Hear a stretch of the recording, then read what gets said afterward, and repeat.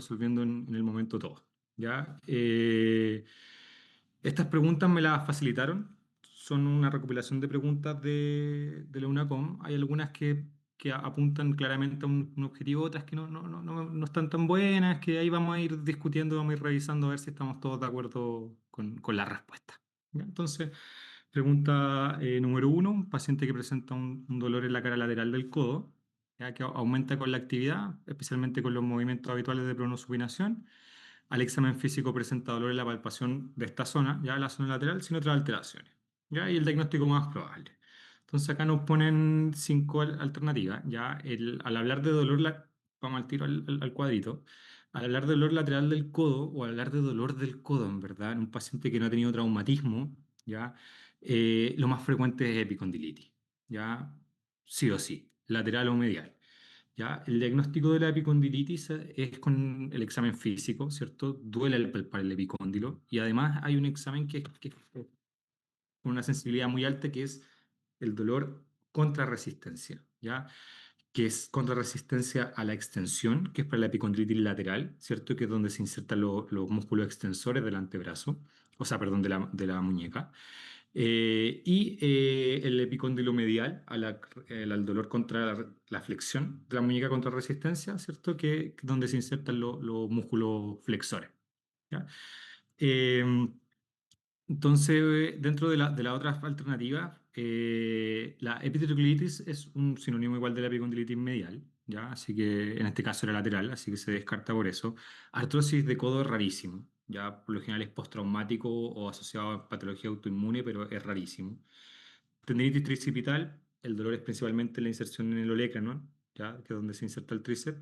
Y atrapamientos nerviosos siempre van a ir asociados a parestesia, a síntomas más bien nocturnos, ¿ya? Así que no va por ese lado la pregunta, ¿ya?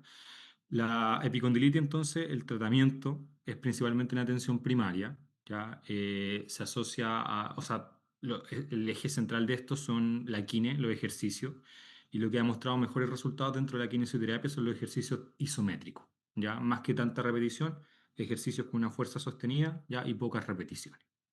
Analgesia tiene que ir sí o sí, ya son pacientes que a veces van a estar con mucho dolor, que idealmente sea una analgesia multimodal, ya paracetamol, antiinflamatorio, opioides de baja potencia, y son dolores que van a durar 3 a 6 meses, entonces hay que educar bien al paciente respecto a esto, ¿ya? Es un dolor que no va a pasar pronto. Entonces, acá cuando hay un dolor de 3 meses, 6 meses o que puede durar incluso más, también hay que considerar que es un dolor que se puede cronificar, ¿cierto? Que puede sensibilizar ciertas vías del dolor y nos puede generar un dolor crónico, ya instalado como tal, con características más neuropáticas. Así que en casos de vías de prolongación, partir pregabalina sin ningún problema en estos pacientes, ¿ya? Se asocian también a estilos de vida, deporte, trabajo. Entonces, considerar en estos pacientes el reposo laboral, si son tenistas, son deportistas, considerar como bajar un poco la intensidad, hacer un enfoque quizá un poco más deportivo en esos casos, pero ver bien qué es lo que hace el paciente y qué es lo que está provocando esto. ¿Ya? No infiltrarlo, ¿ya? No infiltrar corticoides. Alivia los síntomas, pero se asocia después a recurrencia, no es tan bueno. Y la órtesis tiene una evidencia moderada. Existen estos braces que comprimen acá a nivel del codo que no han demostrado muy buenos resultados. Lo que ha demostrado un poquito mejor son las muñequeras, los inmovilizadores de muñeca, que al final son lo que genera el movimiento de estos tendones que al final son los que se inflaman, ¿ya? Y se derivan si falla el tratamiento conservador, tiene alternativas quirúrgicas o otras infiltraciones con PRP, que son como cosas más especiales. ¿Ya? Entonces, eso de epicondilitis. Pregunta número dos. Acá de estas hay hartas preguntas, así que vamos a revisar igual. Un paciente que sufre un golpe en el hombro derecho presentando signos de la charretera. Diagnóstico más probable, la luxación anterior de hombro, ¿cierto? Entonces, la charretera es esto que se ve acá arribita, ya es esto que usaban los antiguos, ¿cierto? Y se ve el hombro como un corte más bien agudo del hombro, no termina de forma redondeada, ¿ya? El principal diagnóstico diferencial de la charretera es la luxación acromioclavicular, ya hay que, en la práctica clínica, ya si les ponen charretera en la pregunta, es luxación de hombro sí o sí. Pero en la práctica clínica a veces se puede confundir con una disyunción acromioclavicular, que es porque la clavícula, vamos a ver unas preguntas más adelante, igual sube, entonces también le puede dar como una terminación un poco cuadrada. Ya, pero a diferencia de la disyunción acromioclavicular, el paciente con la luxación de hombro va a tener un bloqueo, ya que es un bloqueo mecánico. La cabeza del húmero está afuera, entonces hace tope con la glena, no puede rotar externo. Y también lo clásico que se dice es que llega el antebrazo en abducción. Ya, eso yo discrepo un poco, pero es lo que dicen los libros y lo que pasa ahí en las preguntas. ¿Ya? Es importante en estos pacientes evaluar la sensibilidad del nervio axilar. Ya el nervio axilar es la principal lesión asociada a la luxación de hombro. No se corta el nervio, pero sí sufre un traumatismo que hace que pierda la sensibilidad, que se recupera por lo general a los 6 meses. ¿Ya? Y se caracteriza por pérdida de sensibilidad en escudo, que se llama, que acá en la zona del deltoide, y además pérdida de fuerza del deltoide. ¿Ya? Eh, en el caso de que le llegue de urgencia a un consultor o un SAPU, este paciente se debe derivar, ¿ya? Nunca reducir sin una radiografía antes porque puede tener una fractura asociada, ¿ya? El diagnóstico de la luxación la mayoría de las veces es clínico, uno sabe que está luxado. Pero lo que no sabe es si tiene una fractura asociada del cuello del fémur o sea, perdón, del húmero, y si tiene una fractura en el cuello del húmero y uno lo tracciona para reducirlo, ahí sí que se hace, pero famosísimo. Ya ahí uno puede terminar de cortar el nervio axilar. Entonces, en esta pregunta, era signo de la charretera, ¿cierto?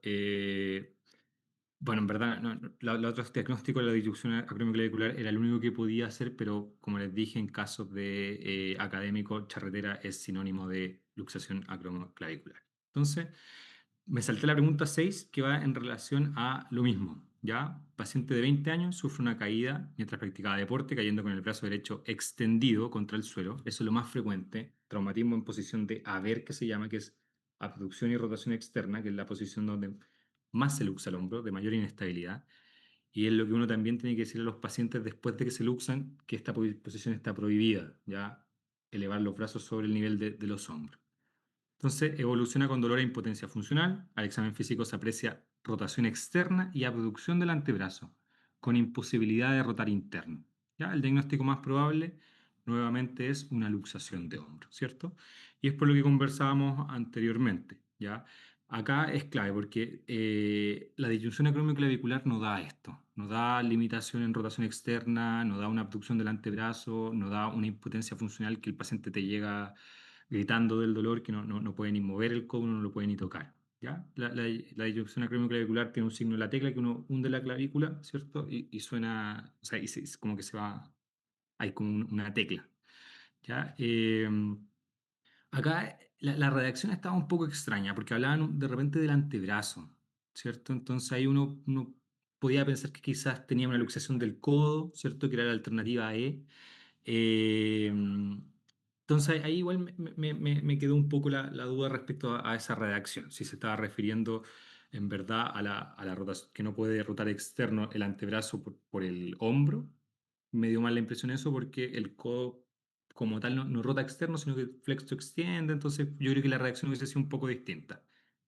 Pero para eso, eso. Y la pregunta 7 también me iba a enfocar en ese paciente que presenta una luxación de hombro hace 3 semanas, la que es reducida. Usted lo evalúa en buenas condiciones generales, eh, pero con debilidad para abducir el hombro, con disminución de la sensibilidad en el área sobre el deltoide. ¿Qué estructura se lesionó con mayor probabilidad? Nervio axilar, ¿cierto? Pero también es conocido antiguamente o los libros españoles como nervio circunflejo. Ya también lo pueden ver escrito de esa forma. Pregunta 34, también enfocada en lo mismo. Paciente de 27 años sufre una caída de nivel con golpe en el hombro contra el piso. Evoluciona con intenso dolor e impotencia funcional. Se solicitan radiografías. ¿Cuál es la conducta más adecuada? ¿Ya? Pregunta difícil, ya porque uno tiene que empezar a adivinar un poco qué es lo que está saliendo en esa radiografía. Ya no hubiesen ayudado harto diciéndonos qué es lo que vieron, pero bueno, pero uno asume que si tiene dolor o impotencia funcional, intenso dolor e impotencia funcional, uno está hablando ya de algo más grave, ¿cierto? Y en el paciente de 27 años, que presente eso, más que una fractura, el paciente de 27 años no se fractura tanto. Las fracturas de músculo proximal son más de adulto mayor. El paciente de 27 años se luxa, ¿ya? Entonces, uno está pensando más que nada que tiene una luxación de hombro. ¿Cuál es la conducta más adecuada? Una reducción cruenta en una semana. Respuesta mala para cualquier pregunta, en verdad. Una inmovilización por 10 días con yeso, los hombros no les ponen yeso a los hombros. Ya, de hecho, el hombro se reduce de dos, o sea, se inmoviliza de dos formas, o con cabestrillo o con inmovilizador de hombro. ¿Ya? Eh, para las luxaciones de hombro, yo por lo personal dejo inmovilizador de hombro, que además me mantiene el hombro que me impide la abducción, que es la posición de riesgo. Pero, por ejemplo, para fracturas de húmero proximal, yo puedo dejar perfectamente un cabestrillo. ¿Ya? Artroscopía para reparación del labrum, demasiado específico.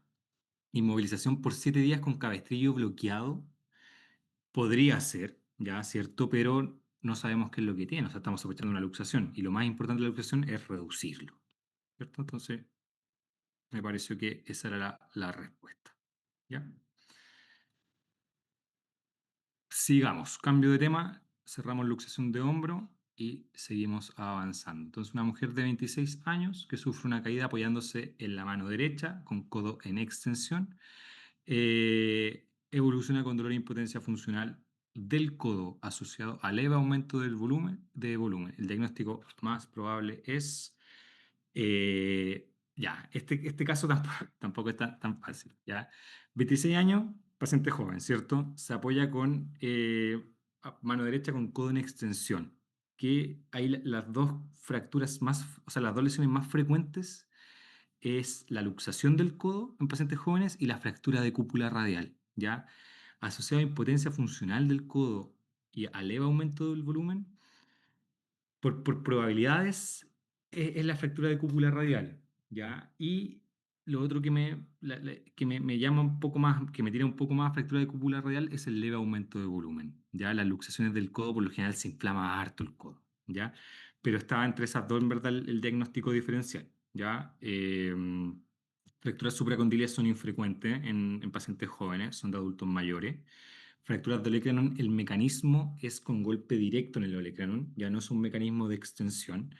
Y epitroclea también una fractura infrecuente. Entonces, paciente joven con dolor de codo o escúpula radial o luxación de codo. Acá me orienté más por la cúpula, por el leve aumento de volumen, ¿ya? Y porque en términos generales es más frecuente, ¿ya? Entonces, por eso le puse cúpula radial.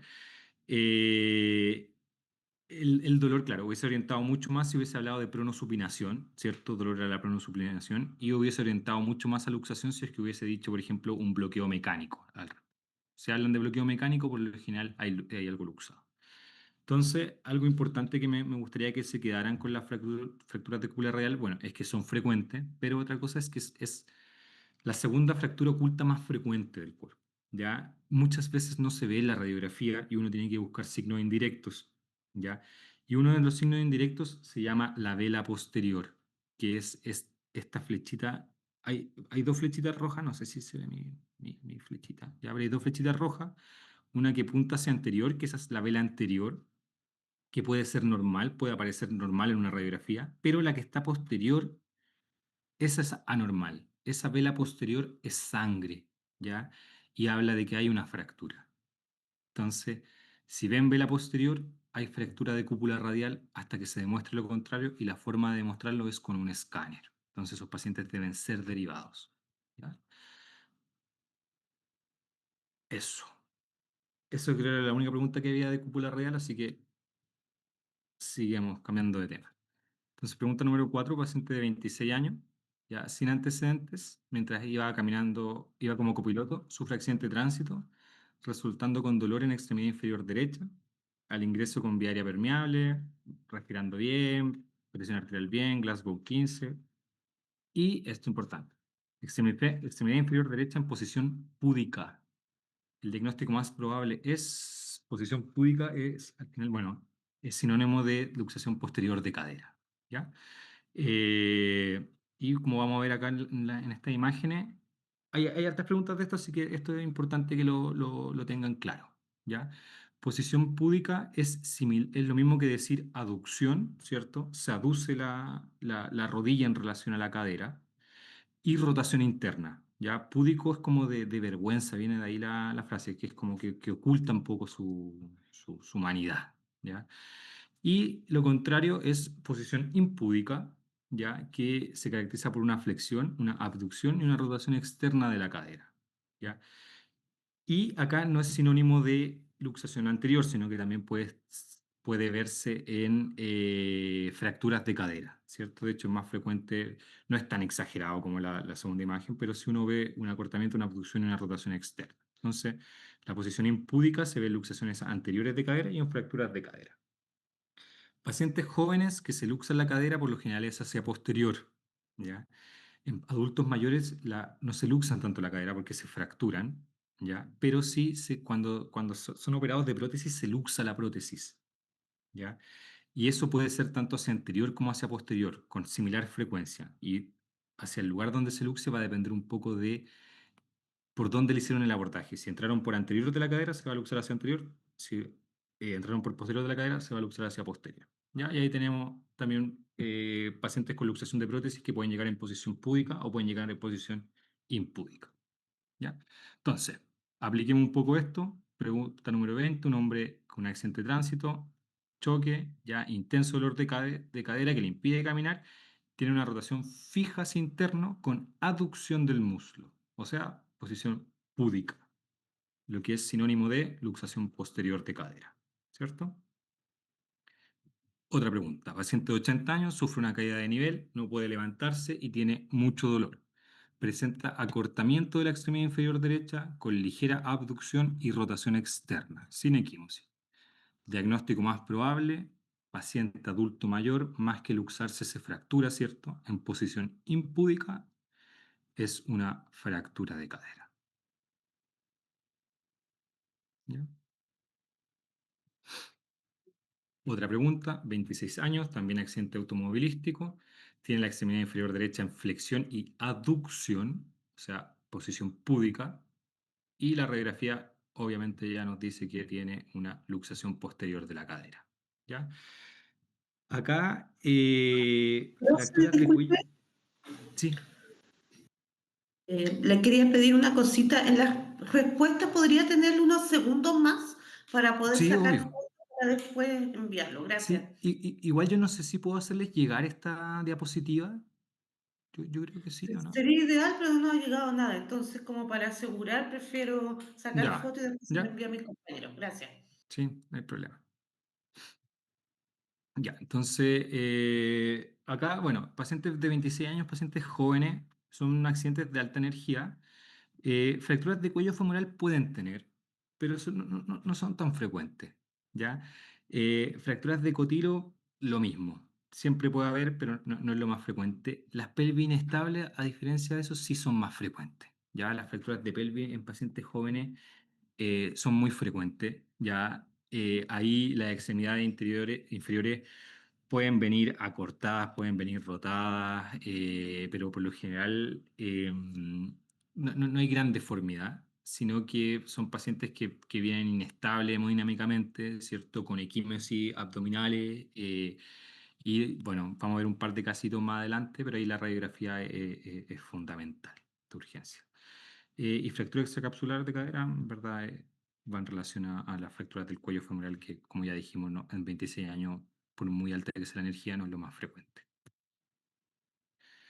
Pregunta 49, en relación a exactamente lo mismo.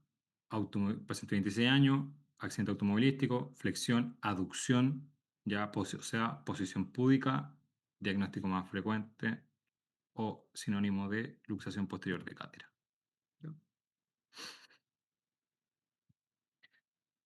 Eso con respecto a fracturas de cadera, luxaciones de cadera. ¿Ya? Ahora vamos a entrar a otro tema que igual se repitió harto en las preguntas, que son los tumores. ¿Ya? Paciente de 19 años, sin antecedentes, hace un mes sufre golpe contuso en la rodilla izquierda mientras jugaba fútbol, tras lo cual ha permanecido con dolor, el cual ha aumentado en la última semana, asociado a un aumento de volumen duro. Se solicita radiografía de rodilla que muestra lesión de gran tamaño en metáfisis y diáfisis de fémur. asociado a compromiso cortical. El diagnóstico más probable. ¿Ya? La Entonces, B. ¿sí? ¿No? ¿Alguien habló? ¿No? ¿No? Entonces, acá cuando les pregunten por tumores, lo más importante, bueno, les van a o redactar, ¿ya? O les van a mostrar fotos. Acá lo más importante, si es que les redactan, es tratar de entender si es que le están hablando de una lesión que es maligna o una lesión que es benigna, ¿ya?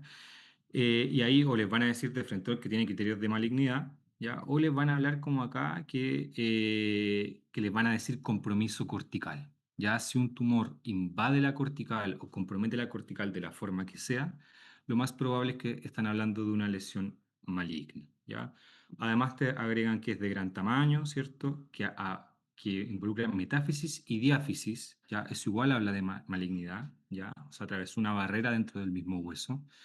Y dentro de los tumores malignos en adolescentes, el más frecuente es el osteosarcoma, ¿cierto? Entonces, breves imágenes. Osteosarcoma, tumor más frecuente en adolescencia y tiene características radiográficas de agresividad. ¿Qué características podemos ver? Reacciones corticales que se llaman, que son estas lesiones tipo sol naciente o telas de cebolla o acá la de más abajo que son como nubes, ¿cachai? Como algodonosa. Cualquier reacción cortical es sinónimo de agresividad. Y lo que nos está diciendo esto es que el hueso se está remodelando de forma muy rápida, se está tratando de formar nueva cortical y el cuerpo no es capaz de hacer. Y por eso ocurre esta reacción cortical. ¿Ya? El osteosarcoma es lo más frecuente en adolescentes, estamos hablando 14, 25 años, ¿ya? Se habla en criterio de malignidad en ese rango etario, sí o sí va a ser osteosarcoma. En cambio, el sarcoma de Ewing, bueno, el osteosarcoma también es más osteoblástico, no produce tanta osteolisis a nivel del hueso como tal. A diferencia del sarcoma de Ewing, que también es maligno, ¿ya? Pero es mucho más frecuente en niños y adolescentes. O sea, acá van a hablar de menor edad, ¿ya? Van a hablar de un niño de 6 años, 4 años, ¿ya?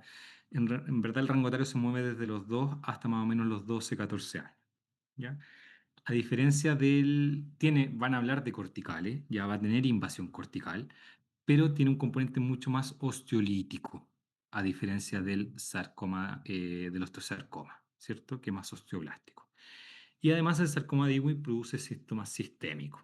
Puede producir fiebre, baja de peso, falla renal, etcétera, etcétera, etcétera. ¿Ya? Viéndolo las lesiones benignas, que también les pueden preguntar, hay tres que son clásicas. Una que es el osteocondroma, que es muy frecuente igual, este, por lo general, o sea, se puede diagnosticar a cualquier edad, en verdad. Igual es frecuente en adolescentes, veinteañeros, pero igual puede tener aparición tardía. Son benignos, ¿ya? Y lo clásico es que, bueno, el paciente o son incidentales, se ven en alguna radiografía o el paciente se empieza a tocar el tumor. Entonces, igual da miedo porque el paciente llega con un aumento de volumen duro. Uno puede pensar que es algo más malo. Y lo clásico es esta que describen como un cacho de cabra, que es que al final es un tumor óseo, ya completamente exógeno al hueso, que tiene un pedículo, ¿ya? Y es bien llamativo. Y se ve así, entonces no es difícil de redactar y se lo pueden preguntar también. El otro que es clásico es el osteomastoide, ¿cierto? Que esta lagunita que se ve, que también es benigno y que tiene como un nido adentro. Ya así se describe. Lo clásico del osteomastoide es esto, ¿cierto? Esta laguna con el nido adentro y que cede con aspirina.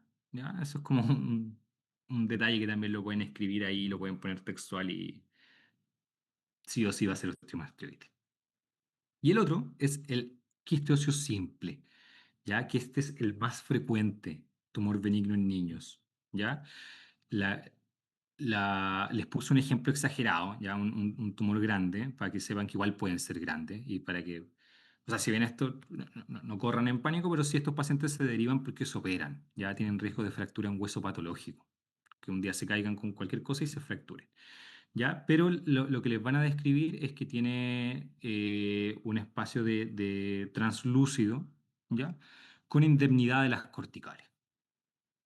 Eso es como lo clásico del quiste óseo, ¿ya? Corticales indemnes. Entonces, otra pregunta de tumores, ¿ya? O esta ya la habíamos respondido. Entonces, está un adolescente de 16 años que presenta dolor en la rodilla derecha luego de haberse golpeado, ¿ya? También eso es clásico, como que tratan de que uno entienda que si un paciente joven tiene un dolor persistente posterior a un traumatismo pequeño, tiene que sospechar alguna fractura en hueso patológico, ¿ya? Porque no, no es lo normal. Entonces hay que tomar radiografía y hay que sospechar esto. Entonces, en este caso el examen físico se palpaba un aumento de volumen, ya le pidieron radiografía, que sea una lesión ósea heterogénea, ubicada en el extremo distal del fémur con disrupción de cortical, ¿cierto? Y zonas líticas, con otras zonas de aumento de densidad. Por la edad, ¿cierto? Nos describen un tumor de característica agresiva, disrupción de cortical, zonas líticas, pero en una edad que es más adolescente, 16 años. Dentro de las opciones que nos ponen, el osteocondroma ya lo vimos anteriormente, que este con el cachito de cabra, ¿cierto? El tumor de células gigantes es un tumor que tiene características osteolíticas, pero es más frecuente en la extremidad superior de las manos. No es tan frecuente en rodilla. Osteosarcoma, ya que ya sabemos que esa es la respuesta. Displasia ósea fibrosa es un tumor benigno que igual es frecuente en la rodilla, sobre todo, que se ve como un engrosamiento de la cortical. No creo que dudo que les pongan algún ejemplo de eso. Y quiste óseo ya sabemos que no se describe de esa forma. Otra pregunta en relación a lo mismo, mujer de 17 años, presenta Profe, traumatismo una en la... duda. ¿Sí? Obvio. ¿No había dicho anteriormente que la característica del osteosarcoma era osteoblástica y del Sí, sarcoma de Ewing osteolítica? sí. Igual, bueno, acá te nombran que hay zonas de, como una mezcla entre zonas líticas y otras de aumento de densidad, ¿ya? Entonces, si bien esas son características, tampoco es algo que sea un absoluto, uno va como sumando ciertos elementos. ¿Cachai? Y acá lo que es fundamental es la edad que te dan, ya 16 años, ¿ya? Pero sí, sí. O sea, si hubiesen puesto 9 años y hubiesen puesto disrupción cortical con zonas líticas, hubiese sido un tumor de Ewing sí o sí, ¿ya? Pero sí, buena pregunta. De todas formas, tampoco estaba la alternativa, pero da para la duda. ¿Ya? Y uno en verdad en la práctica clínica tampoco tiene una certeza absoluta. ¿Ya? Igual al final el diagnóstico en gran parte medida se hace con la biopsia. ¿Ya? Entonces, pero eso. Ya, muchas gracias. Ya. Eh, entonces, este paciente, 17 años, también traumatismo en la rodilla, que evoluciona con dolor persistente también, ¿cierto? Ya hay elementos que se van repitiendo. Se solicita radiografía que muestra reacción perióstica, ¿ya? Que es lo que habíamos visto antes, que es similar al compromiso de las corticales. Y además, compromiso de parte blanda. Acá agregan un elemento que no había mencionado, pero que igual habla de malignidad, que es el compromiso de las partes blandas. Ya es un tumor que está infiltrando ya. Entonces, diagnóstico más probable, tumor maligno, con características malignas, no nos dicen si osteolítico, osteoblástico, ¿cierto? Hay pocos elementos, pero ya solo con eso y con la edad del paciente ya podemos saber que es un osteosarcoma, ¿ya? Osteomielitis, se pueden ver características osteolíticas, ¿cierto? Hay destrucción del hueso, pero son otros los síntomas. Es un paciente que va a tener fiebre, va a tener compromiso de estado general. Fractura de fémur distal, no está el antecedente del traumatismo. Osteocondroma, nuevamente lo ponen como alternativa, ya vimos que es el del cachito de cabra. Y hematoma en organización, no. Otra, 13 años, consulta por dolor y aumento de volumen en pierna izquierda que ha ido en aumento y lo hace cojear. Tiene antecedente de traumatismo. Radiografía y resonancia muestran masa ósea. ¿Cuál es el diagnóstico más probable? Nuevamente, este en verdad es bien cuestionable, ¿ya? De partida tenemos un adolescente temprano, ¿cierto? 13 años. Eh, Tú tienes antecedentes de traumatismo, ¿ya? No nos dicen hace cuánto tiempo está con esta cojera. Yo supongo que desde que se pegó, pero no sabemos si fue hace un mes o fue hace una semana, ¿ya? Y la resonancia muestra masa ósea. No nos dicen si invade corticales, no nos dicen si es agresivo o no, ¿ya? Entonces acá estamos un poquito en nada. Yo el osteocondroma lo descarté porque nos dirían que es una masa ósea extra al hueso, ¿cachai? Como que no nos describen muy bien eso. Sarcoma de partes blandas ya sabemos que está en el hueso, así que tampoco. Tumor de células gigantes, la pierna no es lo más frecuente. Y el sarcoma de Ewing pudiese ser también, pero tiene 13 años, ya está un poquito pasado. Entonces, nuevamente acá caemos solamente por probabilidades en el osteosarcoma, ¿ya? Por probabilidad y descartando un poco la otra alternativa, ¿ya? Entonces acá yo creo que juegan un poco más con la estadística, ¿ya? Como ir analizando cada una de las alternativas y ir como descartando y viendo cuál es la más probable en relación a lo que te describe, ¿ya? Pero estamos todos de acuerdo que es una pregunta con una reacción muy incompleta, entonces yo creo que lo que buscaban en esta pregunta es un poco conocer eso, ¿ya? Las probabilidades y la estadística en relación a las alternativas. Pregunta 39, ¿ya? Mujer, 18 años, presenta traumatismo en la rodilla derecha, inicialmente diagnosticado como 15, evoluciona con dolor persistente, muestra reacción perióstica y compromiso de parte blanda. ¿Cierto? Nuevamente lo mismo, paciente con traumatismo, siguió con dolor, tenemos en la información signos de malignidad, que es la reacción perióstica y el compromiso de la parte blanda, y tenemos un rango etario que está acorde a lo que estamos pensando, ¿cierto? Que es nuevamente el osteosarcoma, ¿ya? Creo que esta pregunta ya se había repetido. Sí. Eso con tumores. Ya no encontré más preguntas en relación a tumores, ya, pero creo que eso es lo que tienen que manejar. Pregunta número 8, cambiando de tema. Esta es bien, es una pregunta bien extraña, ya me pareció que era un poquito más específica de lo que se busca, pero aparece más de una vez, entonces igual quería que la conversara. Entonces, hablan de un paciente que sufre traumatismo en la extremidad superior derecha. ¿Qué estructura se lesionó con mayor probabilidad?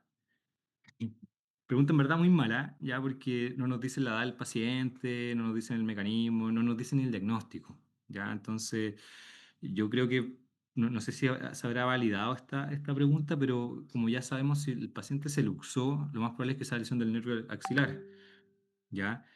Pero lo que dieron como respuesta fue la lesión del nervio radial. Entonces, lo que apunta la lesión, o lo que apunta esta pregunta, en verdad, es que es saber y es conocer que el nervio radial tiene una estrecha relación con el húmero, ¿ya? Dentro de su trayecto, a nivel del tercio medio del húmero, se va hacia posterior y está en estrecha relación con el periósteo, ¿ya? O sea, a ese nivel de que pasa pegado al hueso, ¿ya?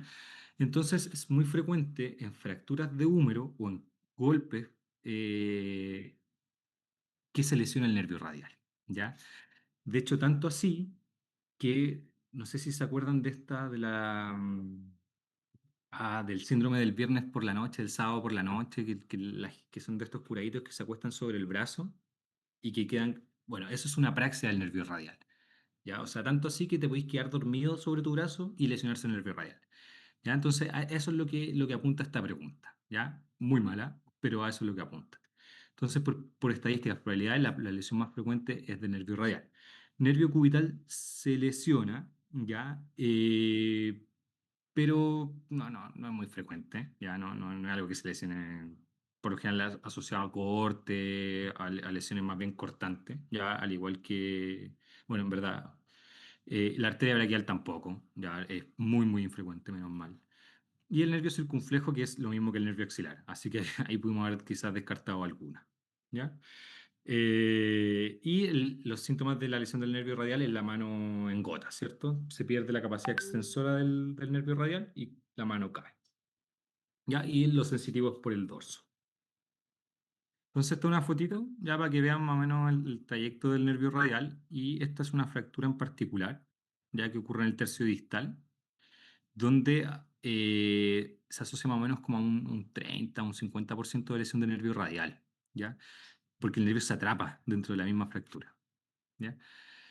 ¿Y por qué les muestro esto? Por las siguientes preguntas, ¿ya? Entonces, un paciente que sufre una fractura de la diáfisis del húmero, que se maneja con osteosíntesis con placa, a las 24 horas presenta dolor en el sitio de fractura e imposibilidad de extender la muñeca derecha, manteniendo la flexión activa de los dedos. ¿cuál es el diagnóstico más probable?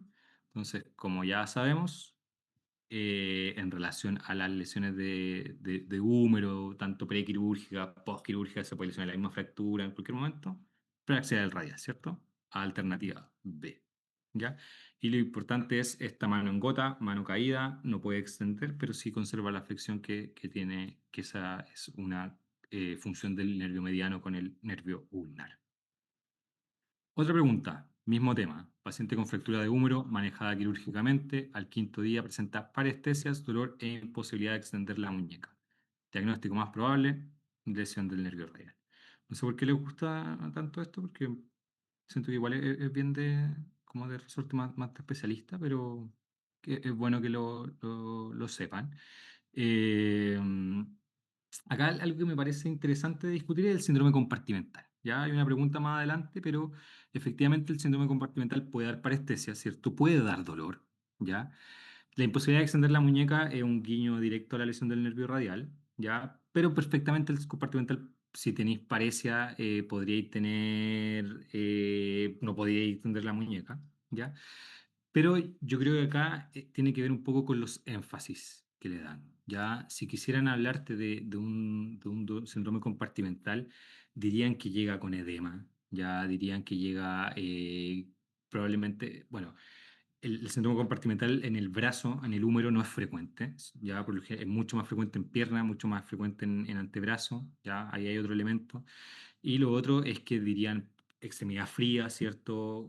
Pérdida de pulso. Bueno, más adelante vamos a hablar un poquito de compartimento, ¿ya? Pero es interesante dentro de los diagnósticos diferenciales que plantea la pregunta, ¿ya? Compresión del nervio mediano, ya sabemos que el nervio mediano no tiene esa función, ¿cierto? Sino que es más bien flexor de los dedos, de los dedos más radiales. El nervio musculocutáneo, nada, solo sensitivo. Y nervio cubital, flexión de los nervios de los músculos, o sea, de los dedos más ulnares y músculo interóseo, ¿cierto? Abrir la mano. Pregunta 10. Eh, ya, acá cambiamos ya de tema. Entonces, esta es una paciente de 27 años que sufre una fractura cerrada del antebrazo, que es manejada con una valva con yeso brachiopalmar y a las 5 horas presenta aumento de dolor y edema de la extremidad. ¿Cuál es el diagnóstico más probable? ¿Ya? Acá era lo que conversábamos un poco antes, ¿cierto? Síndrome compartimental. Ya la trombosis venosa no se manifiesta tan rápido. Ya, o sea, si me hubiesen preguntado sin alternativas, ¿cuál es el diagnóstico más probable? Una evolución normal de una fractura. Ya un paciente a las 5 horas después de una fractura puede tener un aumento del dolor. Ya la fractura se va enfriando, baja un poco los analgésicos que le están dando. Ya entonces es normal. Y el edema también es normal dentro de una fractura. ¿Ya?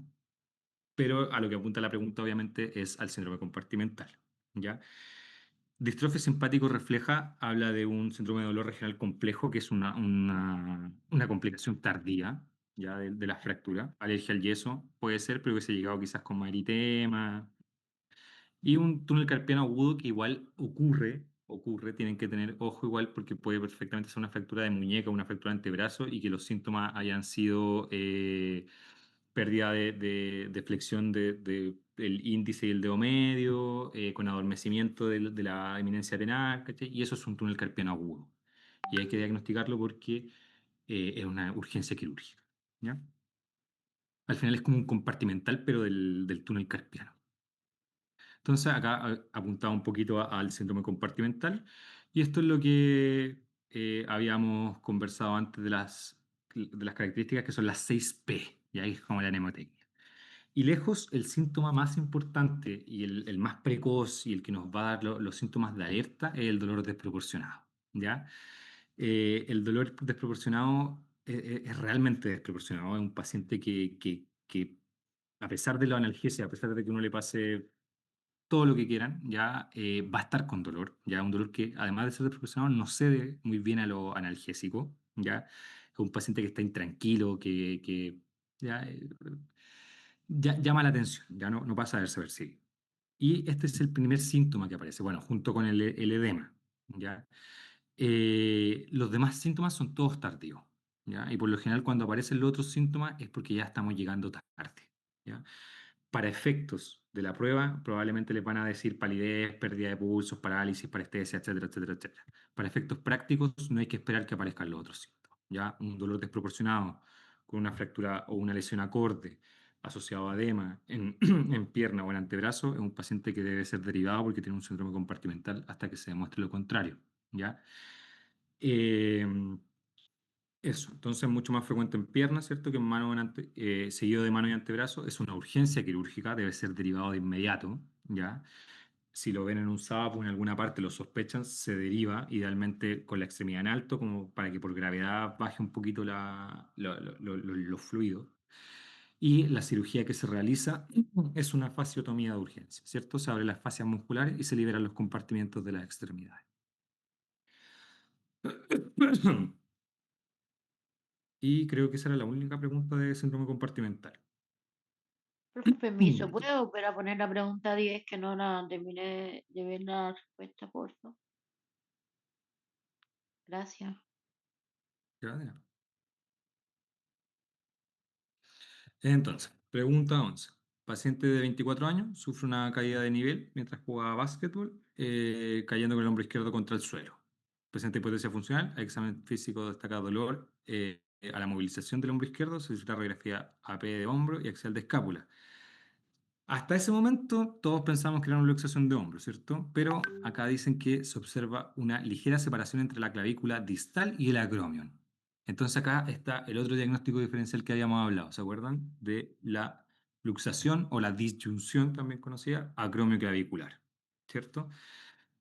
Bueno, acá te dan todos los datos, ¿no? Dicen que está la radiografía, donde está la separación de la clavícula con el acromion, hay desplazamiento superior del extremo distal de la clavícula, ya, pero perfectamente pudieron haber llegado hasta que el paciente se cayó, ¿cierto? Dentro del examen físico, impotencia funcional, y un signo de la tecla pudieron haber puesto, positivo, ¿ya? Y eso también es sinónimo de una luxación acromioclavicular. ¿Ya? Entonces, la respuesta correcta, luxación acromioclavicular, ¿cierto? La luxación anterior de hombro ya la conversamos harto, no está, bueno, te dan todos los elementos acá, que te quede otra cosa. Fracturas de escápula, no hay preguntas de eso, ¿ya? O sea, yo no vi por lo menos, y se asocian a pacientes con traumatismos con lesiones de alta energía, ¿ya? Y lo que deben saber de fracturas de escápula es que es casi sinónimo de trauma de tórax. ¿Ya? Nosotros en verdad casi nunca la operamos, pero sí los cirujanos de tórax tienen hartos problemas porque se asocian a fracturas costales, contusiones pulmonares, hemoneumotórax, etcétera, etcétera, etcétera. Fracturas de clavícula también son frecuentes, ¿ya? Y presión de manguito, sí, pero bueno, ya. También es frecuente, más frecuente en pacientes más adultos, sí, 24 años, un poquito joven para un manguito agudo, pero puede ser. Entonces ahí vemos una radiografía, ¿cierto? Esta es la disyunción acromioclavicular. Ya esta está bien, bien, una buena disyunción tuvo. Ya esto por lo general se opera. ¿Ya? Y estos pacientes se inmovilizan solo con cabestrillo. Ya no necesitan un inmovilizador de hombro. Otro paciente, otro caso, entonces.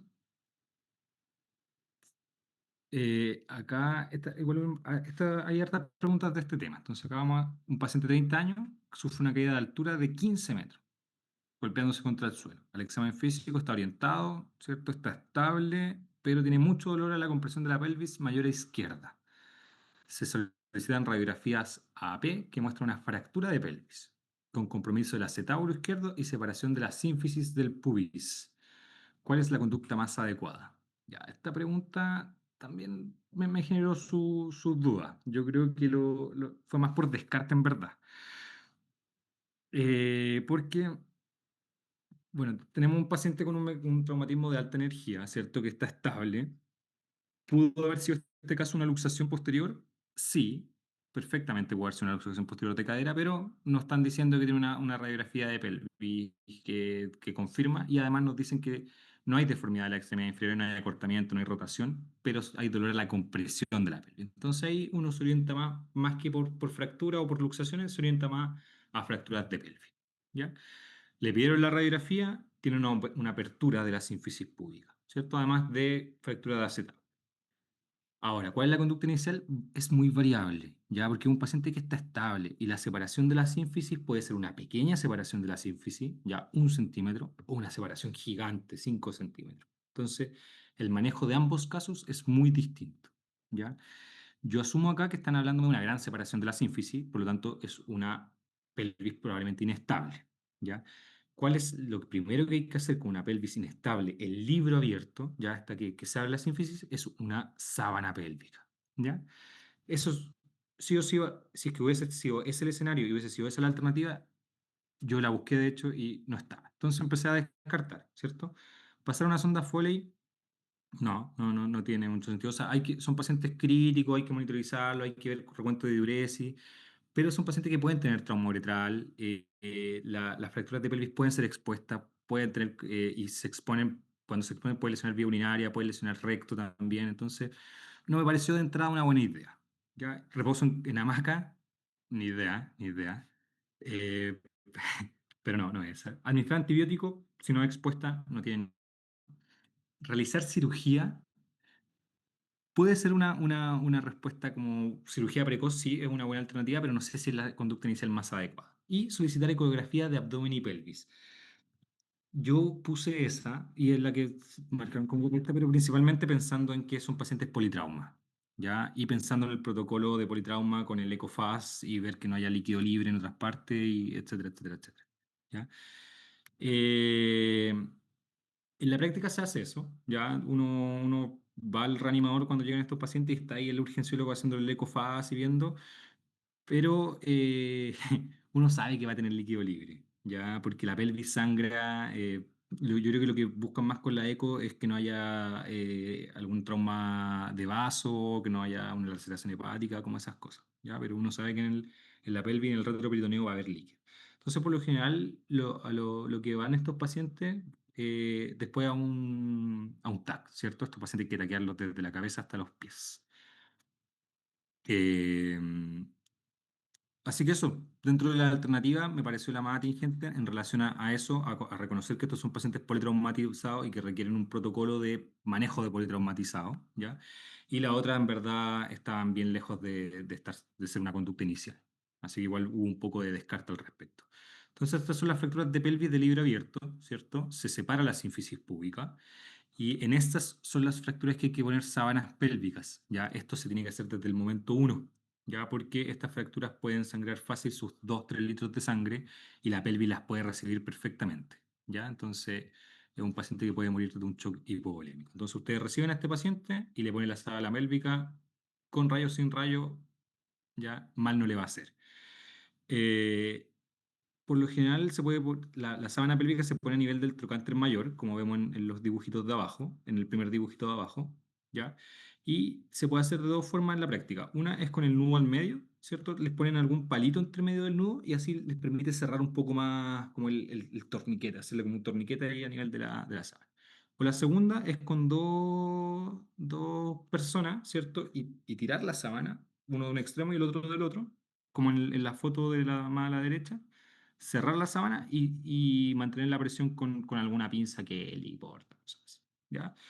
Me parece más compleja, siento que no da tanta presión, yo me quedo con la primera, ¿cierto? Su buen nudito al medio y poner algún palo, alguna cosita entre medio como para darle más presión y cerrar un poco más la sábana, ¿ya? Ahora los SAMU, yo creo que algunos SAMU igual cuentan con estas correas, con estos cinturones pélvicos, que igual si los tienen, mucho mejor, ¿ya? Y estos pacientes, manejo de politrauma, volumen, derivación, etcétera, etcétera. Entonces, otro caso, ya paciente similar al anterior, 28 años, accidente de tránsito de alta intensidad. Llega a urgencia, hipotenso, ¿cierto? 90-50, frecuencia cardíaca 115, tiene dolor intenso al comprimir la pelvis y al moverla. ¿Cuál es la conducta inicial más adecuada? Sí o sí, instalar sábana pélvica y esa era la correcta, ¿ya? Entonces, siempre tienen que ir a buscar esa alternativa cuando hablan de fractura de pelvis, dolor es exactamente lo mismo que una fractura de pelvis hasta que se demuestre lo contrario. Entonces, si le duele al comprimir la pelvis, sábana pélvica y con la sábana puesta le toman la radiografía, ¿ya? Eh, Eso. Nuevamente, sonda Foley nada que ver, la parotomía no, como conducta inicial, radiografía AP de pelvis. Pudo haber sido una opción, pudo haber sido una opción, ¿cierto? Pero es un paciente que viene con un choque hipovolémico, frecuencia 115, 90-50, ¿ya? lo que hay que hacer es detener el sangrado en este paciente. Si hubiese estado la alternativa de transfusión sanguínea o administrar volumen a chorro, todo, aún así hubiese sido sábana pélvica primero. Estamos de acuerdo que este paciente hay que manejarlo de forma urgente, pero lo más urgente en ese momento es detener el sangrado y eso se hace con la sábana pélvica, ¿ya? Entonces, la primera acción, tanto para las pruebas como para la vida real, es la sábana pélvica. Mejor poner sábanas de más que de menos, ¿ya? Eh, Eso. 65 años. A ver. Ah, no, ya. Acá cambiamos de tema de pelvis. Vamos a otro tema. Doc, Eh, sí. disculpe que lo interrumpa, me quedó una duda Sí. con respecto, no a la anterior pregunta, sino a la anterior, que hablaba de la hamaca pélvica. Tenía entendido que era como sinónimo de un cinturón pélvico que se usa también para estabilizar la pelvis, en caso de esa. Porque como pregunta la conducta inicial, Sí. Mira, sé que igual lo pensé, porque también me sonaba el tema de la hamaca, pero dice reposo en hamaca. Como que no me calzó tanto, en verdad. ah, ¿Cachai? Como que lo encontré extraño, pero no sé si es sinónimo de sábana pélvica, en verdad. Ahí me pillaste, ¿ya? Pero me parece, porque igual en verdad reposo en hamaca no tiene mucho sentido claro, tampoco, pues como sí, dejarla como alternativa, ¿cachai? Como, no sé, pero la respuesta que igual estaba marcada como correcta era esa, ¿ya? perfecto, Pero sí, gracias. me queda la duda en verdad a qué se refería con hamaca, ¿ya? No lo tengo tan claro. Entonces, paciente de 65 años, sufre caída de nivel, apoyo con la mano derecha contra el suelo en extensión, evoluciona con dolor intenso, le impide realizar movimiento, ¿cierto? El examen físico, deformidad de la muñeca, dolor epicrítico a la presión, diagnóstico más probable, fractura de muñeca, ¿ya? O fractura de la epífisis distal del radio, que es sinónimo. Acá, dentro de las alternativas, bueno, lo primero es que un paciente ya de edad, ¿cierto? Paciente mayor de 55, de 60 años que tiene caída, que se apoya en la mano y que tiene deformidad en la muñeca, una fractura de muñeca o epífisis distal del radio en el 90% de las veces, ¿ya? Fractura de escafoides de pacientes más jóvenes, menores de 45 años. Disyunción, fractura de radio distal, pacientes jóvenes, ¿ya? Muy jóvenes. La Montella, también pacientes jóvenes, y luxación de cúpula radial no presentaba nada en el co, ¿cierto? Entonces, fractura de coles, deformidad en torso de tenedor, es lejos lo más frecuente en adultos mayores que se caen con apoyo en la mano extendida. Pregunta 14, paciente, una niña de 5 años. Acá ya vamos a ir, creo que vamos a ir variando un poquito más las preguntas, como que ya no hay tantos temas que se repitan.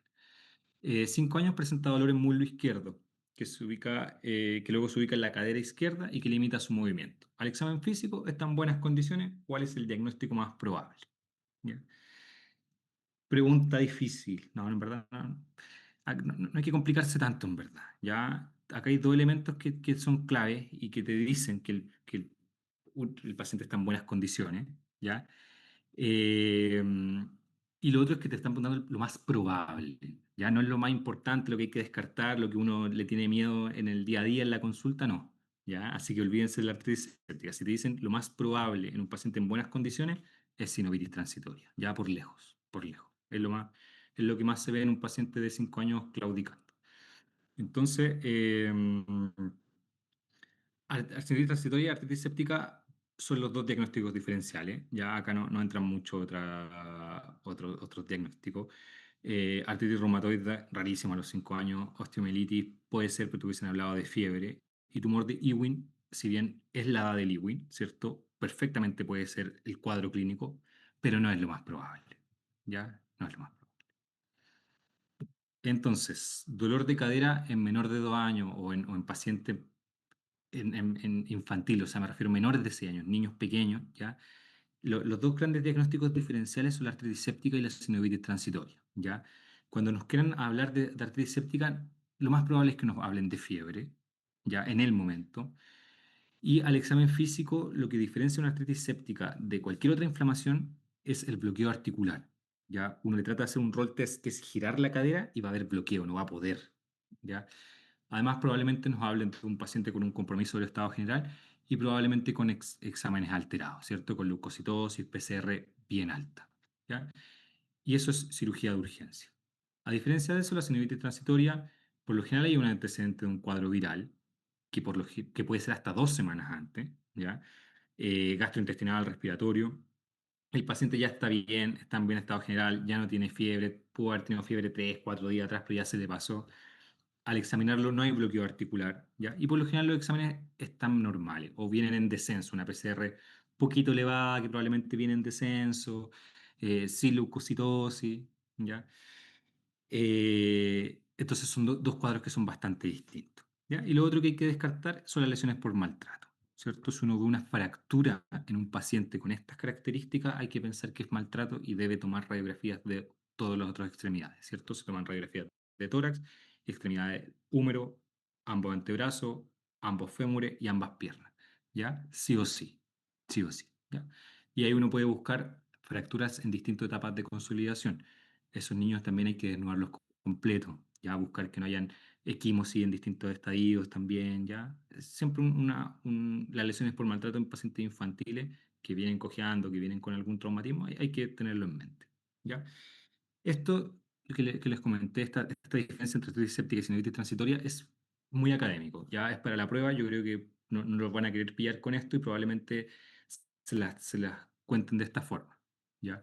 En la práctica no es tan fácil, ya la artritis séptica no siempre llegan con fiebre, ya. Los exámenes, hay estudios que hablan de que cerca de un 50% la PCR está a menos de 50 y los leucocitos están normales. Eh, entonces tienen que sospecharlo siempre, siempre, siempre. Ya pacientes menores de 5 años que están claudicando, pensar mal, ya pensar que puede ser artritis séptica, si no les queda claro el cuadro, si no es una sinovitis transitoria de libro, citar al paciente al día siguiente, hacer curva de parámetro inflamatorio, ya, o derivar ante la duda, pero eh, bueno, yo soy traumatólogo de adulto, pero lo que se hablaba en traumatología infantil, de que un buen centro de traumatología infantil es aquel donde entran a asear caderas, a operar artritis séptica y se encuentran con artritis sépticas en blanco, ¿ya? O sea, con falsa artritis séptica. Eso habla de un buen centro porque uno tiene que ser más mal pensado. No sé si se entendió eso. O sea, uno tiene que tratar de entrar con más pacientes, de hacer más punciones, de hacer más aseos de lo que uno, eh, de lo que debería hacer, porque muchas artritis sépticas van a llegar sin todo este cuadro tan de libro, ¿ya? Así que, ojo con el dolor de cadera menor de 2 años, en términos de prueba, probablemente le hagan esa distinción. Pregunta 27. Voy a acelerar un poquito porque por temas de tiempo. Yo creo que ya están medio, llevamos casi una hora, ¿ya? Así que voy a acelerar un poquito, ¿ya? Paciente de 17 meses, consulta por dolor muy intenso de cadera. Cambia ya la cosa, ¿cierto? 17 meses, dolor muy intenso, asociado a fiebre, compromiso del estado general, temperatura de 39 grados, dolor a la movilización, te las dieron todas. Entonces, diagnóstico, artritis séptica, artritis piógena de cadera.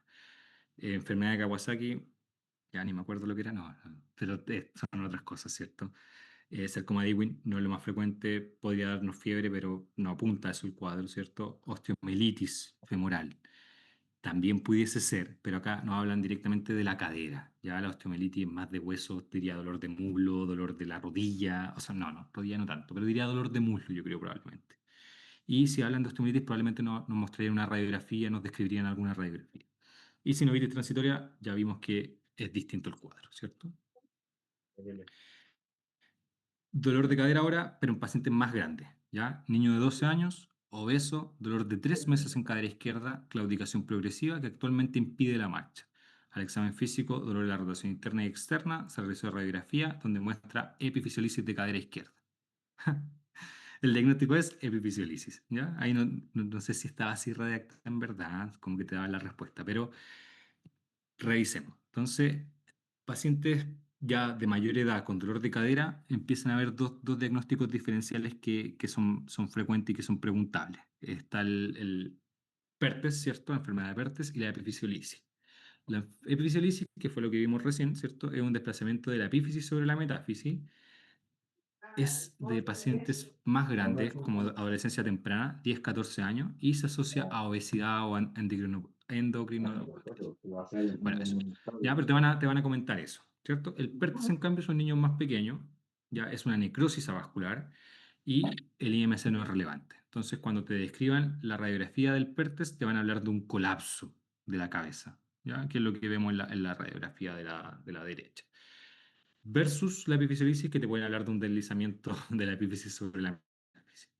Las radiografías pueden ser tan... Eso como en términos académicos. En términos prácticos, la radiografía de la epifisiolisis no es tan clara a veces. Ya puede ser como la de la primera, la de arriba, ¿cierto? Donde está evidentemente la epifisiolisis, pero puede ser como la de abajo, donde esta es una proyección especial. Ya esta misma radiografía, te aseguro que en una proyección AP no se habría visto absolutamente nada, ya, o elementos muy pequeños. Entonces, pacientes de 10, 14 años, obesos, con dolor de cadera, y usted no le ve nada a la radiografía, sospechar que es una epifisiolisis, ya no es frecuente que a esa edad le duele las caderas, ya, así que ahí ponerle doble ojo a la radiografía y en el peor de los casos también deriva. Niño de 12 años, entonces, otra pregunta. Obeso, ya no tiene otro antecedente. Dolor de 3 meses de cadera izquierda, ¿cierto? Podríamos llegar hasta ahí y ya tenemos el diagnóstico, ¿cierto? Que nuevamente nos dicen que la radiografía muestra epifisiolisis. Bueno, diagnóstico de epifisiolisis, ¿ya? Displasia de cadera a los 12 años. Bueno, la displasia de cadera, ¿cierto? Vamos a hablar un poquito más adelante, una patología del recién nacido y las consecuencias se ven en la adultez. Una displasia maltratada a los 12, 13 años no va a tener muchos síntomas, ya a menos que sea muy severa. Pero por lo general son pacientes que empiezan con dolor de cadera más o menos a los 30, 40 años. Fractura, no, a menos que sea un hueso patológico, pero poco probable. Osteomelitis, no hay fiebre. Y necrosis avascular de la cabeza femoral pudiese haber sido un diagnóstico diferencial si no hubiesen dado la respuesta en el enunciado, ¿cierto? Pero la edad no calza, ¿cierto? 12 años, ¿nos dijeron que era obeso? No. Ah, sí, obeso, ¿cierto? No está apuntando todo a epifisiolisis. Paciente de 30 años, antecedente de displasia de cadera derecha, tratada con cirugía abierta en su infancia, consulta por dolor intenso en cadera izquierda, que lo hace cojear permanentemente. Al examen físico está cortado, ¿ya? Y la radiografía muestra artrosis severa. Este sí es el cuadro de una displasia de cadera en el adulto, ¿cierto? 30 años, le duele, se la cortó. Estos pacientes van a prótesis, ya no hay otra opción. Ya si le hablan de artrosis de cadera a cualquier edad, el único manejo posible es prótesis. Las osteotomías ya no sirven, en verdad ya nada sirve.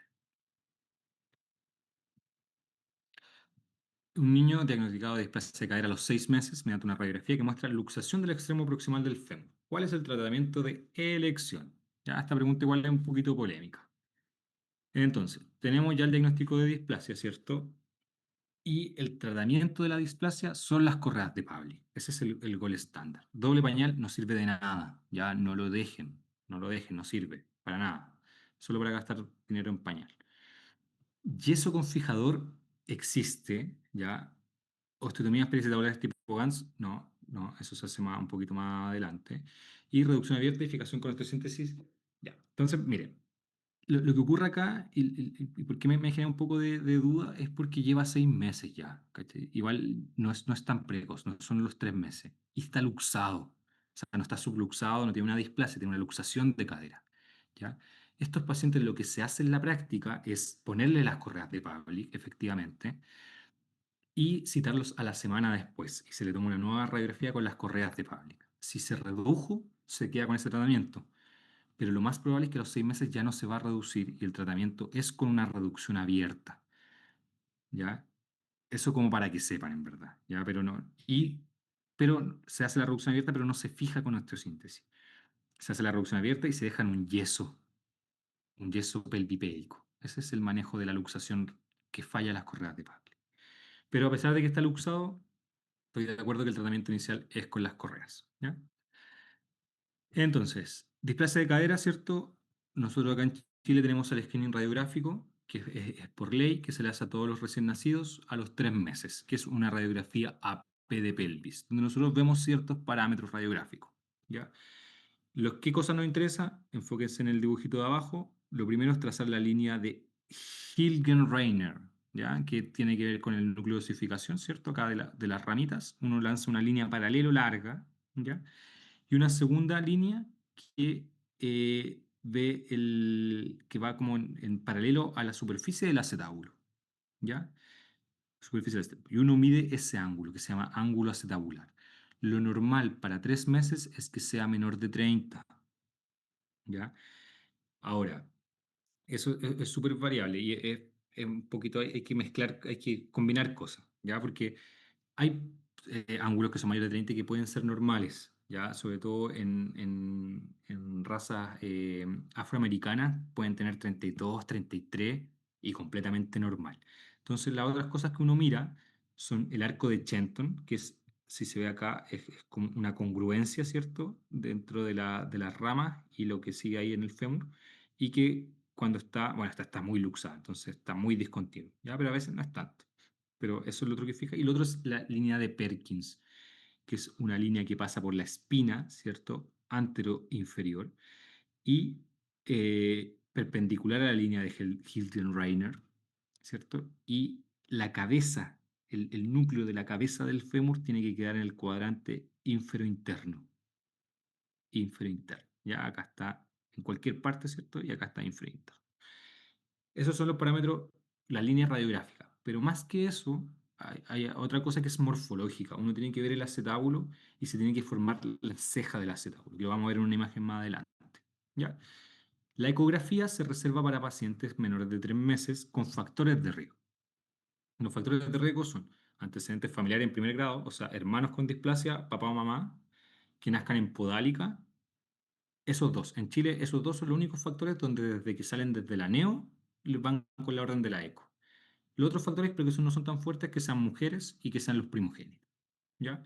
Tratamientos con correas de Pavlik, no hay un tiempo establecido, sino que hasta confirmar la madurez acetabular, que por lo general son de 6 a 10 meses, un año incluso con las correas. Entonces ahí vemos una fotito. Y esta foto es muy buena porque yo sin ni siquiera medir los ángulos, sé que este paciente tiene una displasia acá, a izquierda, ¿cierto? La izquierda nuestra, probablemente derecha del paciente. Y eso es principalmente por la morfología. Si ven acá al lado derecho hay una curva y se forma un cachito acá. Eso es la ceja. Ya, eso es la ceja. Al lado izquierdo está mucho más liso, ¿cierto? No se forma la concavidad y no hay ceja. ¿Ya? Entonces, este paciente tiene una displasia, ¿cierto? Al lado derecho de él, ¿ya? Y probablemente si uno ya empieza a tirar las líneas va a estar un poco aumentado el ángulo, pero aunque no esté, este paciente sí o sí tiene un diagnóstico de displasia, ¿ya? Y el tratamiento es con correa de Pavlik. Entonces, pregunta, paciente de 3 meses, radiografía de pelvis, tiene un ángulo acetabular de 26 grados a derecha y 28 a izquierda, la conducta más adecuada es darlo de alta, ¿cierto? Completamente normal.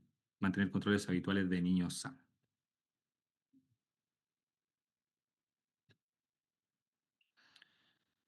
Paciente 28, eso es de displasia. Otro tema. Paciente de 28 años sufre caída de nivel cayendo sobre la mano izquierda, con extremidad superior en extensión. Al examen físico presenta dolor a la compresión axial del pulgar y a la compresión de la tabaquera anatómica. Diagnóstico más probable es fractura de escáfoido. ¿Ya? Entonces, ahí para que saquen la fotito. Pero la fractura de escafoide, entonces, lo primero es que el paciente es joven. Paciente joven con caída de nivel, con golpe en la mano, dolor de muñeca, es fractura de escafoide hasta que se demuestre lo contrario. ¿Ya? Entonces, la fractura de escafoide es la fractura oculta más frecuente, ¿cierto? Ya habíamos hablado antes que la cúpula radial es la segunda, la más frecuente es esta, ¿ya? ¿Por qué? Porque puede no verse en la radiografía, ¿ya? Los ojos más entrenados, alguien que ve radiografías todos los días, puede no verla, ¿ya? Puede que no esté y aún así estar fracturado. Entonces acá lo fundamental es que la clínica manda, ¿ya? Y la clínica son estos 3 exámenes que están acá abajito, que son los signos de escafoide, que si están los 3 positivos, la sensibilidad o sea, de la sensibilidad, la probabilidad de que tenga una fractura es de mayor a un 90%, ¿ya? Y los signos son dolor en la tabaquera anatómica, dolor a la compresión axial del pulgar y dolor en el tubérculo del escafoide, que está acá abajito, ¿ya?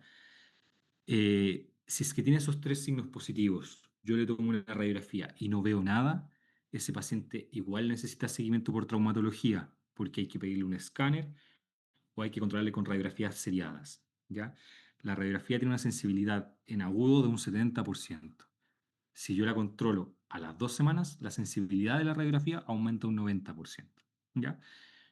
Pero lo que se tienen que quedar ustedes es con el examen físico. Si tengo los signos de escafoide, ese paciente tiene una fractura de escafoide, ¿ya? Y debo manejarlo como tal. Y el problema de la fractura de escafoide es que tiene un alto riesgo de una unión, porque tiene una irrigación retrógrada terminal, o sea, tiene una irrigación muy mala.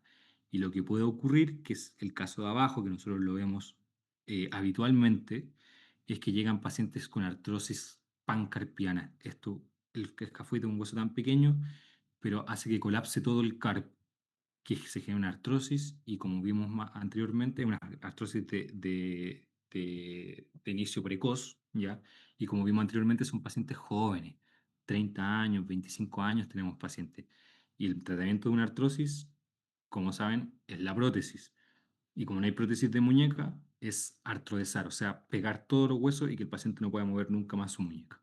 ¿Ya? Así que así de importante el escafoide, conocer los signos clínicos, saber que la radiografía puede que no se vea nada, ¿cierto? Que es la fractura oculta más frecuente. ¿Ya? Paciente sufre caída a nivel con el golpe de hombro derecho, evoluciona con impotencia funcional, se realiza radiografía de hombro, ¿qué tipo de inmovilización es la más adecuada? En verdad, muy mala pregunta. Ya, yo creo que va enfocada a que el paciente probablemente no tenía nada en su radiografía, ya, y enfocada a que ustedes conozcan un poco las inmovilizaciones del hombro. Ya, como hablamos anteriormente, el hombro se inmoviliza o con cabestrillo o con inmovilizador de hombro. No se usa yeso ya, y el vendaje en 8 también ya está proscrito, no se hace. Ya, fractura de clavícula, lo que sea, el vendaje en 8 no ha demostrado ningún beneficio y sí ha demostrado hacer compresiones a nivel del plexo braquial y del nervio axilar. ¿Ya? Así que no va a hacerlo. Entonces yo creo que apuntaba a eso, a saber que los hombros se movilizan con cabestrillo. Paciente de 31 años, secretaria, consulta por dolor en el hombro derecho, que ha aumentado en el último tiempo, más intenso en la noche, aparece especialmente al levantar el codo, diagnóstico más probable. Si hablan de dolor de hombro, el diagnóstico más probable, la mayoría de las veces va a ser algo con relación al manguito rotador, ¿ya? En este caso, ¿qué elementos me hacen apuntar aún más a la lesión del manguito rotador? Dolor más intenso en la noche, ¿ya? Guárdense eso, los pacientes que tienen lesión de manguito rotador siempre les molesta en la noche porque van a decir que no saben, no pueden dormir para ese lado. Entonces se dan vuelta y les duele, ¿ya? Lo otro, tienen dolor en el rango de movimiento, ¿cierto? Acá la única que podía hacer como un diagnóstico diferencial es la capsulitis adhesiva, pero la capsulitis adhesiva, a diferencia de la lesión de manguito, tiene un bloqueo articular. ¿Ya? La articulación se pega y de forma mecánica, no por dolor, sino que mecánicamente no se puede levantar. ¿Ya? Paciente de 78 años, consulta por dolor en ambas ingles, irradiado a los muslos al caminar, lo que limita su movilidad. Se hizo una radiografía de pelvis que muestra artrosis de cadera. Ya sabemos, si dicen artrosis, eh, ¿cuál es el diagnóstico más probable? Ya iba a decir prótesis. El diagnóstico más probable, 78 años, una coxartrosis, ¿cierto? Una artrosis primitiva, por decirlo así. Si fuese un paciente de 30 años con el mismo cuadro, ¿cierto? Que muestra artrosis de cadera, lo más frecuente es displasia de cadera, ¿ya? Paciente joven con artrosis de cadera, lo más frecuente es displasia de cadera, ¿ya? Eh, entonces, en este caso, coxartrosis bilateral.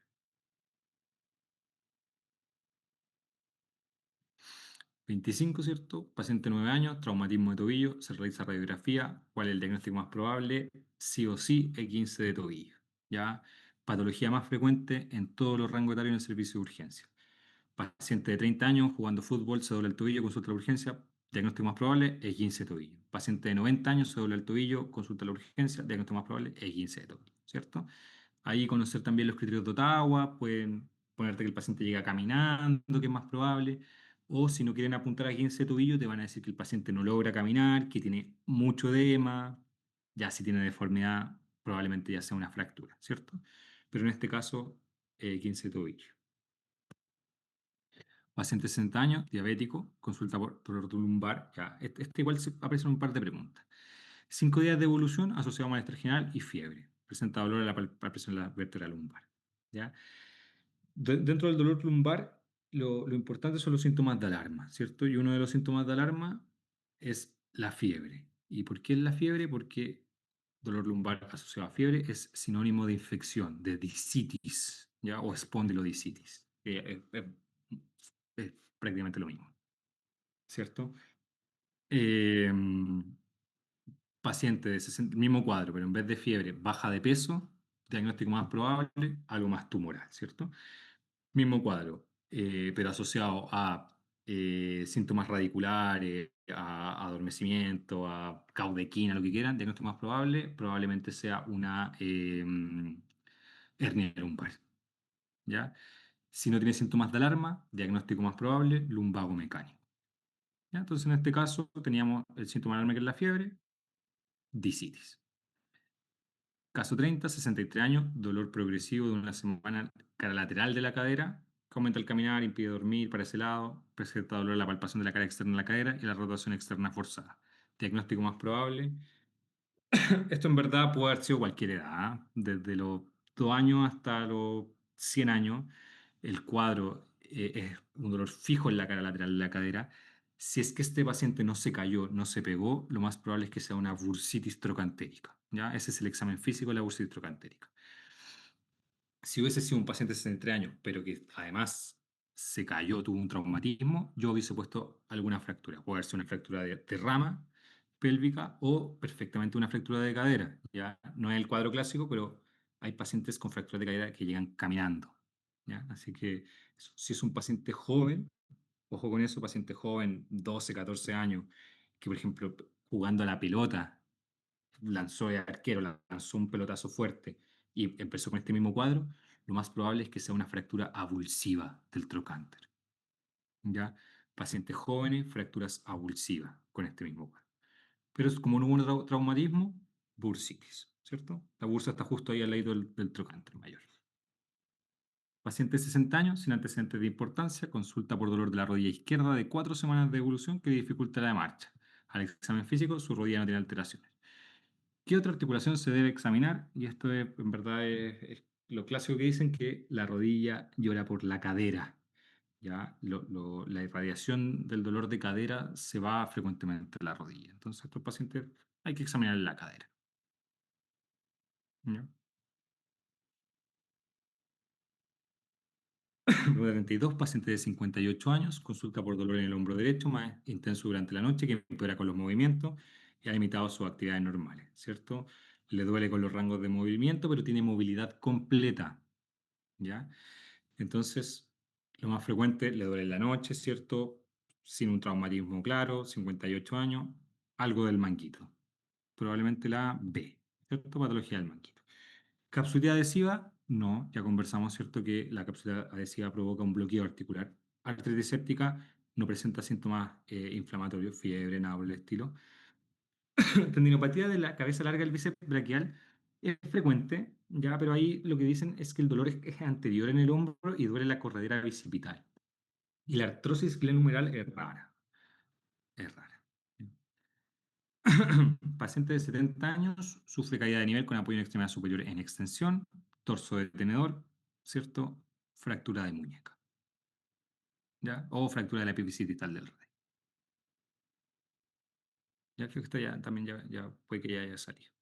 Paciente de 65 años sufre una caída de nivel con el golpe de la rodilla derecha, evoluciona con dolor e impotencia funcional. Se observa depresión suprarrotuliana y radiografía no muestra fractura. ¿Cuál es el diagnóstico más probable?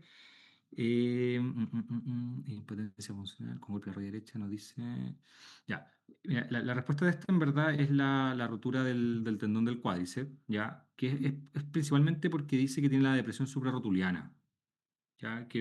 Pero no es el síntoma, no es lo que uno más encuentra ya en el examen físico, sino que acá lo que hubiese sido clave es que el paciente no puede extender la rodilla. ¿Ya? Ese es el elemento clave para pensar en rotura del tendón del cuádriceps. Ya, pero la depresión suprarrotuliana, claro, como académicamente hablando, es uno de los elementos que uno encuentra. ¿Ya? ¿Se puede romper el tendón patelar también en vez del cuádriceps? Sí, ¿ya? O ligamento rotuliano también que aparece acá. Y eso ocurre más en pacientes con enfermedad renal crónica, ¿ya? Eso es el dato. En términos generales es más el cuadricipital, pero si el paciente tiene enfermedad renal crónica, por lo general es el patelar, ¿ya? Y se puede romper de forma espontánea. Así ni siquiera un traumatismo. El paciente un día en la diálisis se levanta, llega a la casa y no puede extender la rodilla. Y se le rompió el tendón patelar. ¿Cierto? Luxación de rótula es otro el cuadro, ¿cierto? Llegan con deformidad, con la patela hacia lateral. Disfunción patelofemoral es otro el cuadro, son pacientes jóvenes, por lo general de sexo femenino, con dolor principalmente al subir de escalera, un dolor en la parte superior de la rodilla, ¿ya? Y los ligamentos cruzados tienen que ver mucho más con eventos deportivos y se asocian más a alteraciones en los cajones, cajón anterior, cajón posterior, ¿cierto? Pero y más asociado a deporte. Paciente de 40 años, oficinista, estuvo moviendo muebles por 2 días, presenta dolor lumbar intenso que le impide realizar actividades, se observa contractura muscular, además de analgésico. ¿Cuál es la indicación más adecuada? Tenemos un paciente con un lumbago mecánico, ¿cierto? De libro. 2 días, ningún síntoma de alarma, tenemos todo el examen físico, todo normal, lo más adecuado. Dentro de esto, en verdad, yo siempre soy, me gusta la kine, ¿eh? Ya yo soy, todo se arregla con kine, pero en este caso, en esta alternativa, haberle dado un reposo laboral, ¿cierto? El paciente está con dolor, a lo que apunta esta pregunta es que el paciente le duele, está invalidado por el dolor, ¿cachai? Analgésico, reposo, no necesariamente en cama, de hecho está contraindicado el reposo absoluto. Pero lo que apunta esta pregunta es que no hay que hacerle mucho más. Ya no hay que hacerle exámenes, si hay síntomas de alarma, si es un primer evento. En verdad no es necesario kine, como pasa en esto, pero sí eventualmente la kine para prevenir recurrencia. Ya ahí yo discrepo quizá un poco. Pero yo creo que ha apuntado un poco a eso esta pregunta. ¿Ya? Acá, presentado dolor impotencia funcional con equimosis clavicular, con todo el aumento del hombro. ¿Cuál es la conducta inicial? Eh, claro, esto apuntaba un poco a la inmovilización, ¿cierto? Probablemente un paciente con una fractura de clavícula, ¿cómo se inmoviliza? No vendaje en 8, ¿ya? Proscrito, cabestrillo. ¿Ya? Eh, Ya, este igual está interesante. Paciente de 42 años, con dolor de hombro derecho de 2 semanas de evolución, tras jugar tenis, le duele la palpación subacromial con la abducción en 80 grados y la radiografía muestra una esclerosis del acromio y leve ascenso de la cabeza húmeda. ¿Cuál es el diagnóstico más probable? ¿Ya? Acá hay dos diagnósticos diferenciales importantes, que es la tendinitis cálcica y el pinzamiento subacromial. ¿Ya? La respuesta correcta es el pinzamiento subacromial por todos los elementos que nos dan. Tenemos un paciente con un dolor relativamente agudo, ya, de 2 semanas. A mí el dolor agudo no me orienta tanto a pinzamiento. ¿Ya? El pinzamiento, la tendinitis, la rotura del manguito son patologías más bien progresivas, que parten muy poco, que parten de forma intermitente y que después van generando un dolor cada vez más invalidante. ¿Ya? Cuando hablan de un dolor agudo, intenso, puede haber inflamación, uno tiene que pensar en tendinitis cálcica, ¿ya? Pero la radiografía de la tendinitis cálcica, por lo general, te muestra los depósitos de calcio en relación al acromion o subacromiales, ¿ya? Pero hablan de depósitos de calcio. Acá, por el contrario, nos hablaban de que la radiografía tenía una esclerosis en el acromion y tenía un ascenso de la cabeza humeral. Entonces estaba diciendo un poco que era por pinzamiento, ¿ya? Entonces, tendinitis cálcica, dolor agudo, ya con asociado a inflamación, un dolor muy invalidante. De hecho, puede ser incluso un diagnóstico diferencial de una artritis séptica de hombro. Es muy frecuente. Se ven depósitos de calcio en la radiografía y el tratamiento es con analgesia y kinesiología y se pasa como a los 4 meses. Pinzamiento subacromial son los elementos que nos mostraron acá, ¿cierto? Y los signos son el de Hawking o el de NIR, son positivos, que uno tiende a tratar de que se pince el acromion con la cabeza, ¿cierto? Rotura completa del tendón supraespinoso puede ser, pero no si es agudo, una rotura aguda, es asociada a un accidente. Un paciente que se cayó, se pegó, se cayó en moto, se accidentó, él puede tener una rotura completa. ¿Ya? Capsulitis adhesiva, ya vimos más o menos que se asocia a pérdida de la movilidad. Y la tendinitis bicipital es el dolor en la corredera bicipital. Eh, ya, paciente de 78 años, con algia derecha, intensa y tiene derrame articular. ¿Cierto? ¿Cuál es la conducta más adecuada? Derrame articular es sinónimo de artrocentesis. ¿Ya? Para efectos académicos y prácticos también debería ser. ¿Ya? Sinónimo de artrocentesis. Ya en verdad acá no hay mucha discusión. La causa del derrame articular, 78 años, lo más probable es que sea por una artrosis. ¿Ya? No necesariamente va a ser por una artritis. Pero apunta a eso esta pregunta.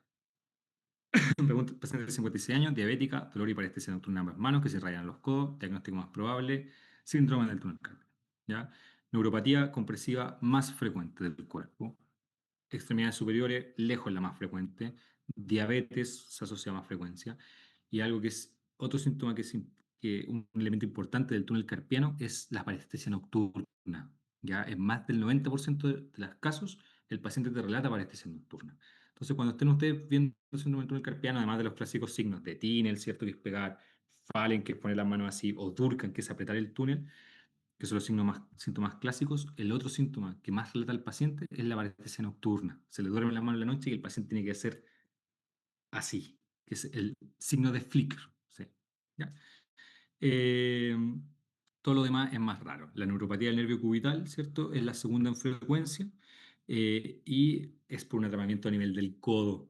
Ya se duermen los dedos más ulnares y se pierde la capacidad se pierden los músculos interóseos, entonces la capacidad de abducir.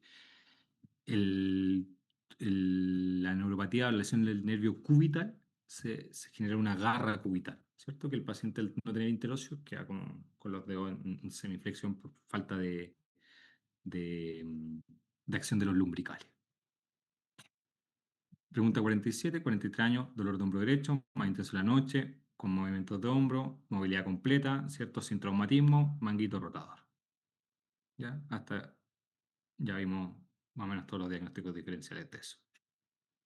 Niño de 6 años, dolor en codo derecho, fiebre, impotencia funcional, aumento de volumen y dolor a la movilización. Agente más frecuente. Si hablan de infección en hueso o en piel también y preguntan por agente, lo más frecuente es estafilococo aureus. ¿Ya?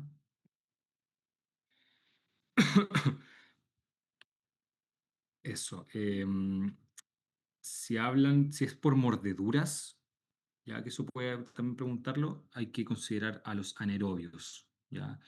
Si es por mordedura de animales, la Pasteurella untóxida, y si es por mordedura humana, la Eikenella, ¿ya? Pero anaerobios. Si no, siempre está Staphylococcus aureus. Y última pregunta. Paciente de 70 años sufre caída con apoyo en mano extendida. Ya tenemos toda la respuesta, ¿cierto? Fractura de muñeca. ¿Ya? Adulto mayor, mano extendida, deformidad, fractura de muñeca. Creo que esta ya la respondimos como 3 veces. Eso. Gracias por estar atentos. Espero que les Profe, haya disculpe, servido. ¿puedo volver a poner esa pregunta? La Sí, última. por supuesto.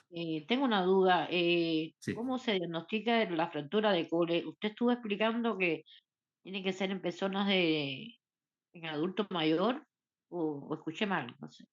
La fractura de Coles. Sí, de Colex. Sí, no, la fractura de Coles es un tipo de fractura dentro de las fracturas de muñeca, ¿ya? Ujú. O fracturas de epífisis del radio. Es la más frecuente, que habla de la dorsalización y es lo que clásico nos llega con la paciente en dorso de tenedor o bayoneta. Esa es la clásica fractura de Coles que es clásico en pacientes adultos mayores, pero no es exclusivo, ¿ya? Igual puede haber una fractura de Coles en un paciente más joven, pero el paciente joven, antes de fracturarse la muñeca, se fractura el escafoide. Entonces, paciente Ya, joven, piensen más en escafoide, en adultos mayores, piensen en fractura de muñeca, y dentro de las fracturas de muñeca, la más frecuente es la tipo Coles, que es una fractura extraarticular con dorsalización de la fractura. ya. Muchas gracias, profe. De nada. Muchas gracias. Gracias, profe. Muchas gracias. De nada. Voy a ver si se les puede llegar Doctor, muy la... buena su exposición. Muchas gracias, muchas gracias. Espero que les haya servido. Voy a tratar de hacerles llegar el Power ahí para que tengan sus cositas. Eh, y eso. Ya no sé si queda alguna duda, espero que les haya servido a todos. Muy Muchas buena gracias. exposición, muy Excelente. buena exposición, profe. Gracias, Excelente, muchas gracias. gracias. Ya, pues, me alegro harto que les haya servido, que les vaya muy bien a todos, que les vaya excelente. Ya, Gracias. Gracias, gracias. Gracias. Gracias, que estén buenas muy noches. bien. Buenas Chao, noches, chao. nos vemos el Buenas sábado. noches. Hasta luego. Que descanse. Gracias.